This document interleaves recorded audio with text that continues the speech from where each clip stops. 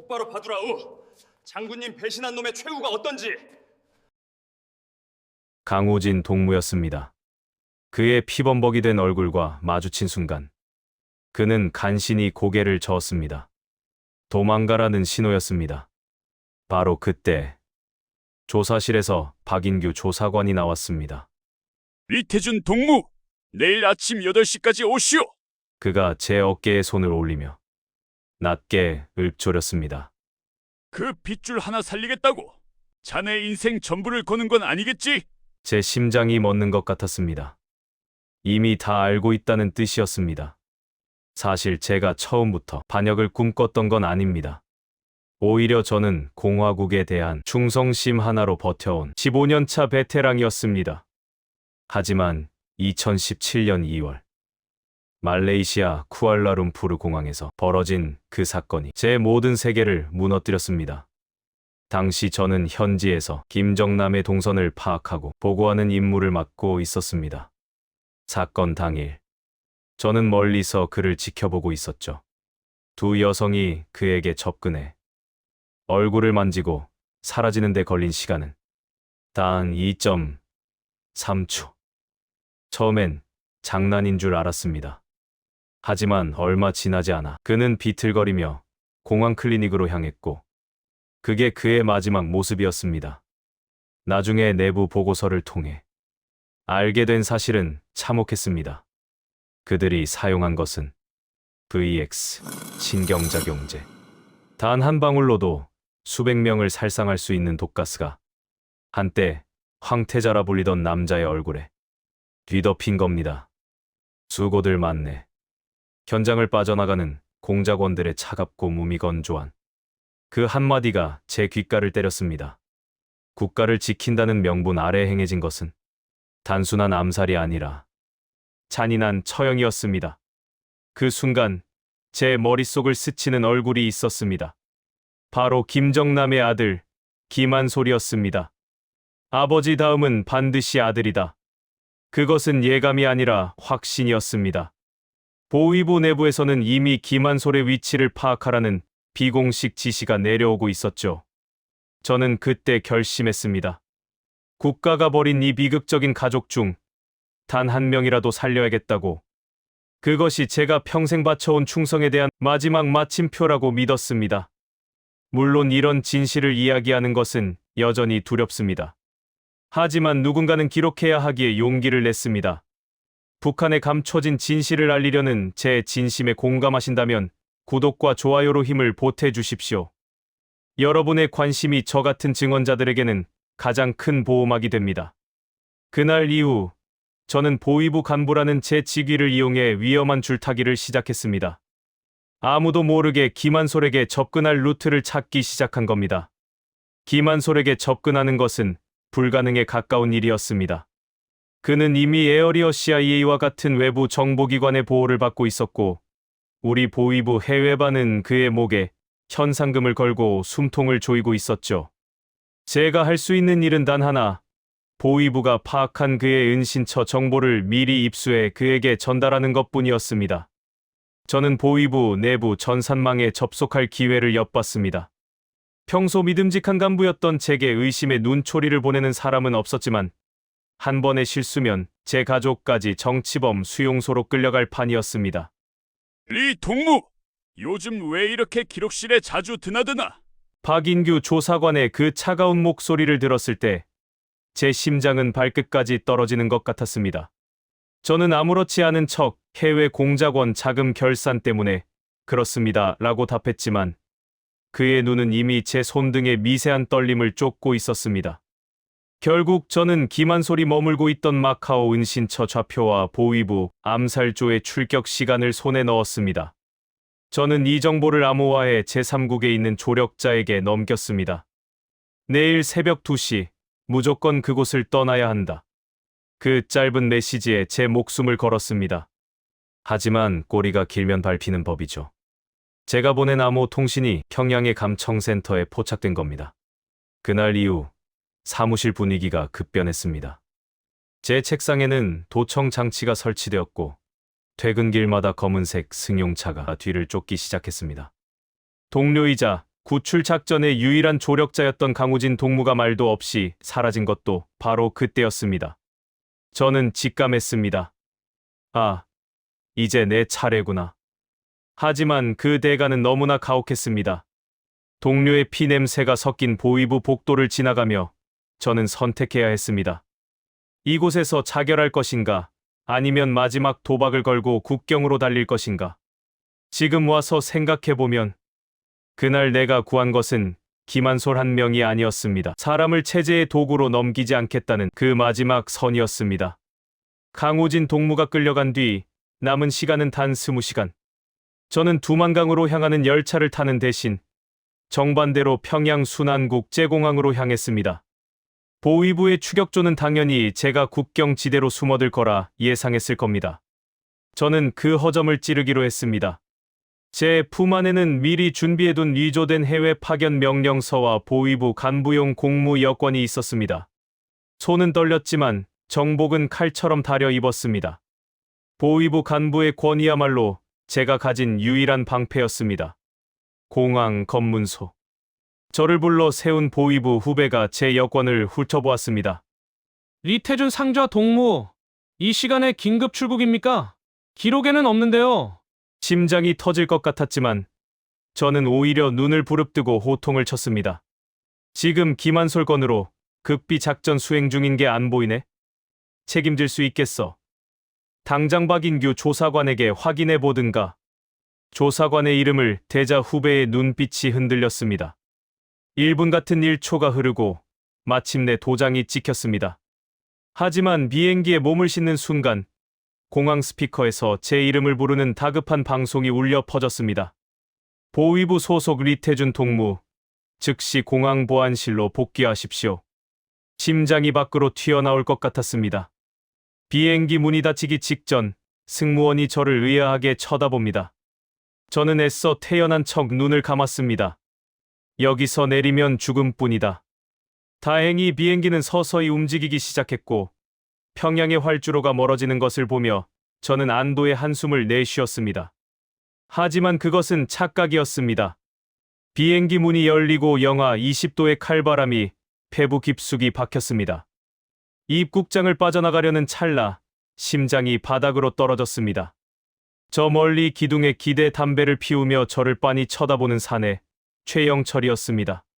저와 보위부 훈련소 동기이자 해외 암살을 전담하는 폭풍 조장입니다. 그는 서두르지 않았습니다. 마치 막다른 골목에 쥐를 몰아넣은 고양이처럼 천천히 담배를 끄고 저를 향해 걸어왔습니다. 그의 코트 주머니가 묵직했습니다. 소음기 달린 권총이 분명했습니다. 리태준 상좌, 어디 급히 가는 길인가 보지. 그의 목소리가 들리는 순간 저는 본능적으로 인파를 헤치며 달리기 시작했습니다. 비켜, 비켜. 공항 로비를 가로지르는 제 등 뒤로 무거운 발소리가 따라붙었습니다. 공항 밖으로 뛰쳐나오자마자 보이는 검은색 승용차들. 전부 그들의 함정이었습니다. 저는 대기 중이던 현지 택시 문을 발로 차듯 열고 올라탔습니다. 고고. 운전사가 욕설을 내뱉으며 가속 페달을 끝까지 밟았습니다. 잡아. 놓치지 마라. 눈이 쌓인 블라디보스토크 시내에서 통제되지 않은 도주가 시작됐습니다.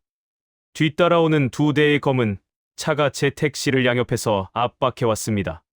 차체가 부딪히며 불꽃이 튀었습니다. 리더는 도망칠 곳이 없다고 느낀 순간 저는 주머니 속의 작은 캡슐을 만졌습니다. 평양을 떠날 때 최후를 대비해 챙겨온 것이었습니다. 하지만 죽을 순 없었습니다. 제 품 안에는 아직 전달하지 못한 김한솔의 생존 루트가 있었으니까요. 저는 택시 기사의 핸들을 억지로 꺾어 얼어붙은 항구 쪽 골목으로 차를 밀어 넣었습니다. 차가 눈길에서 옆으로 쏠리는 순간 저는 판단할 틈도 없이 밖으로 몸을 던졌습니다. 뒤를 돌아볼 여유도 없이 얼어붙은 바다. 그 어둠 속으로 미친 듯이 달렸습니다. 등 뒤에서 최영철의 비명 섞인 명령이 들려왔습니다. 그놈 주머니에 있는 거 무조건 회수해. 살려둘 필요 없다. 그들의 목적은 저뿐만이 아니었습니다. 제가 가진 정보였습니다. 숨이 턱 끝까지 차오르고 다리가 감각을 잃어갈 때쯤 저 멀리 약속된 조력자의 컨테이너 박스가 보였습니다. 하지만 그곳에는 제가 상상도 못한 또 다른 함정이 기다리고 있었습니다. 가까스로 추격조를 따돌리고 조력자의 안전가옥에 몸을 숨겼습니다. 온몸이 상처투성이었지만 고통보다 무서운 건 침묵이었습니다. 저는 떨리는 손으로 평양에 있는 제 집에 전화를 걸었습니다. 보위부 간부들만 사용하는 특수회선이라 감청의 위험을 무릅쓴 마지막 도박이었습니다. 여보세요? 나야, 빨리 짐 싸서. 말을 채 끝내기도 전에 수화기 저편에서 들려온 건 아내의 목소리가 아니었습니다. 낮고 굵은, 그리고 아주 익숙한 웃음소리. 박인규 조사관이었습니다. 이 상좌, 생각보다 멀리 갔더구먼. 블라디보스토크는 좀 춥지? 심장이 멈추는 것 같았습니다. 수화기 너머로 어린 딸아이가 울먹이는 소리가 아주 희미하게 들려왔습니다. 아빠 언제 와? 그 짧은 목소리가 제 가슴에 대모처럼 박혔습니다. 박인규는 아주 친절한 목소리로 말을 이어갔습니다. 자네 딸이 아버지를 아주 많이 찾더군. 지금이라도 돌아오면 가족은 살려주지. 하지만 12시간 안에 나타나지 않으면 자네도 보위부 수사관이니 알겠지. 이 집 사람들이 어떤 곳으로 실려갈지. 전화는 끊겼습니다. 저는 벽을 치며 오열했습니다. 김한솔이라는 남의 아이를 살리겠다고 제 친자식의 목에 칼을 들이민 꼴이 된 겁니다. 내가 무슨 짓을 한 거지? 자책감이 해일처럼 밀려왔습니다. 당장이라도 평양으로 돌아가 무릎 꿇고 빌고 싶었습니다. 하지만 그 순간 제 품 안의 암호 쪽지가 손에 잡혔습니다. 김한솔이 어디로 이동할지, 그를 도울 조력자가 누구인지 적힌 단 하나의 열쇠. 만약 제가 돌아가면 가족은 물론이고 제가 끝까지 지키려 했던 김한솔마저 결국 죽게 됩니다. 밤새 저는 어두운 방 안에서 스스로에게 물었습니다. 가족을 버린 짐승으로 살 것인가? 아니면 국가를 배신한 인간으로 남을 것인가? 새벽녘, 저는 다시 신발끈을 조염했습니다. 지금 제가 할 수 있는 유일한 복수는 박인규가 그토록 찾는 김한솔을 반드시 살려내고 제가 서울로 가서 이 잔인한 연좌제의 실상을 세상에 폭로하는 것뿐이었습니다. 가족의 비명 섞인 전화를 뒤로 한 채 저는 블라디보스토크 외곽의 낡은 공장 지대로 향했습니다. 그곳은 제가 미리 접촉해둔 제3국 정보기관, 즉 유령들이 기다리는 곳이었습니다. 보위부 간부가 적국 정보원과 만난다는 것, 그것은 북한에서는 즉각 사형에 처해질 최악의 반역이었습니다. 어두운 창고 안, 서구적인 외모의 사내들이 저를 기다리고 있었습니다. 그들은 저를 환영하지 않았습니다. 오히려 차가운 금속 탐지기와 취조용 의자가 저를 맞이했죠.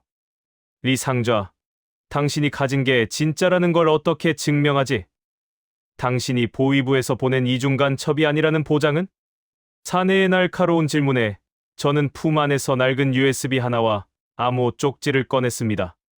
하지만 바로 건네지 않았습니다. 이것이 제 가족의 목숨값이고 김한솔을 살릴 마지막 카드였으니까요. 증거는 이 안에 있소. 김정남 암살 직후 보위부가 작성한 김한솔 제거 계획, 암살 경로와 현재, 그를 추적 중인 암살조의 실시간 위치. 그리고 당신들이 그토록 찾는 평양 핵심부의 통신 암호 체계까지. 창고 안의 공기가 순식간에 얼어붙었습니다. 그들이 원하는 건 단순한 탈북자가 아니라 평양의 심장부를 열 수 있는 열쇠였습니다. 저는 제안했습니다. 거래를 합시다. 나를 한국으로 안전하게 보내주시오. 그리고 김한솔을 당신들이 먼저 확보해 보호하시오. 그가 보위부 손에 넘어가기 전에 말이오. 거래는 순탄치 않았습니다. 그들은 제 정보의 진위를 확인하기 위해 저를 몰아세웠고, 밖에서는 박인규가 보낸 암살조의 차량들이 공장 지대를 좁혀오고 있었습니다.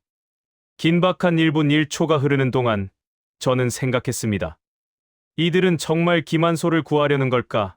아니면 그를 이용하려는 걸까? 그때 사내 중 한 명의 무전기에서 급박한 소리가 들려왔습니다. 타겟 이동 시작. 보위부 암살조가 좌표 103 지점을 타격했다. 김한솔이 포위됐다. 저는 의자를 박차고 일어났습니다. 당장 출발해야 하오. 내 정보가 없으면 당신들은 김한소를 구하지 못해. 결국 거래는 성립되었습니다. 하지만 그것은 끝이 아니라 시작에 가까웠습니다. 저는 그들의 차에 올라타며 깨달았습니다. 이제 저는 도와줄 사람도 믿을 사람도 없었습니다. 조력자의 차량을 타고 블라디보스토크 외곽의 안전가옥에 도착했을 때 이상한 위협을 느꼈습니다. 주변은 기괴할 정도로 적막했고 약속된 위치에 있어야 할 신호등조차 꺼져 있었습니다. 문을 열고 들어간 거실에는 김한솔 대신 자욱한 담배 연기만이 저를 맞이했습니다. 그곳엔 박인규 조사관이 앉아 있었습니다. 그는 당황하는 저를 보며 아주 낮은 목소리로 말했습니다. 리 상좌, 결국 여기까지 왔군. 자네가 믿었던 그 정보들, 사실 우리가 흘림미끼였다는 생각은 안 해봤나? 피가 거꾸로 솟는 기분이었습니다. 제가 김한솔을 구하기 위해 움직였던 모든 경로가 사실은 보위부가 내부 배신자들을 뿌리 뽑기 위해 설계한 거대한 그물이었던 겁니다. 밖에서 대기하던 조력자들이 제압당하는 소음이 들렸고 창문 너머로는 보위부 요원들의 그림자가 비쳤습니다. 박인규는 천천히 다가와 제 귀에 대고 차갑게 속삭였습니다. 그 아이는 이미 이동했네. 자네 가족들도 지금쯤 자기들이 왜 끌려가는지 자네 이름을 부르며 묻고 있겠지. 순간적으로 저는 옆에 있던 집기를 박인규를 향해 밀치고 그가 주춤하는 틈을 타 어둠 속으로 몸을 날렸습니다. 실내의 불이 꺼지며 주변은 순식간에 암흑으로 변했습니다. 눈앞이 캄캄해진 틈을 타 저는 뒷문으로 몸을 던졌습니다. 그 순간 등 뒤에서 정적을 깨고 거친 고함과 함께 짧은 충돌음이 이어졌습니다. 손등으로 뜨거운 감각이 느껴졌습니다. 고통을 생각할 겨를도 없었습니다. 뒤에서는 저를 찾는 요원들의 고함 소리가 들렸고 저는 숨이 턱 끝까지 차오를 때까지 멈추지 않고 설원을 가로질러 달렸습니다. 비록 가족의 생사도 김한솔의 행방도 알 수 없는 절망적인 상황이었지만 제 손에는 박인규와 대치하던 짧은 순간 챙겨온 보위부의 해외 공장망 암호 쪽지가 쥐어져 있었습니다. 이것이 제가 세상에 전해야 할 마지막 증언이자 김한솔을 지킬 수 있는 유일한 희망이었습니다. 정신없이 설원을 가로질러 달릴 때 라이트를 끈 채 대기 중이던 검은색 차량 한 대가 제 앞에 멈춰섰습니다. 제3국 조력자들이었습니다. 저는 뒷좌석에 몸을 실었고 차는 곧장 블라디보스토크 외곽의 은밀한 선착장으로 내달렸습니다. 그곳에서 소형 선박에 몸을 싣고 공해상으로 나간 뒤 대형 화물선으로 옮겨 탔습니다. 좁고 차가운 선실 안에서 며칠을 보냈는지 모릅니다.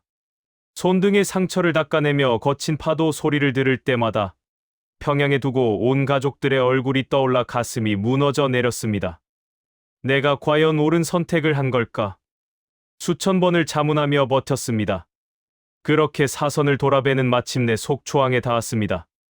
부두에 발을 내딛는 순간 누군가 제 어깨를 감싸며 말했습니다. 고생하셨습니다. 이제 대한민국입니다.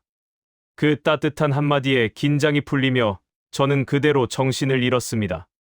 다시 눈을 떴을 때 가장 먼저 느껴진 것은 하얀 천장과 소독약 냄새, 그리고 창가로 들이치는 서울의 눈부신 햇살.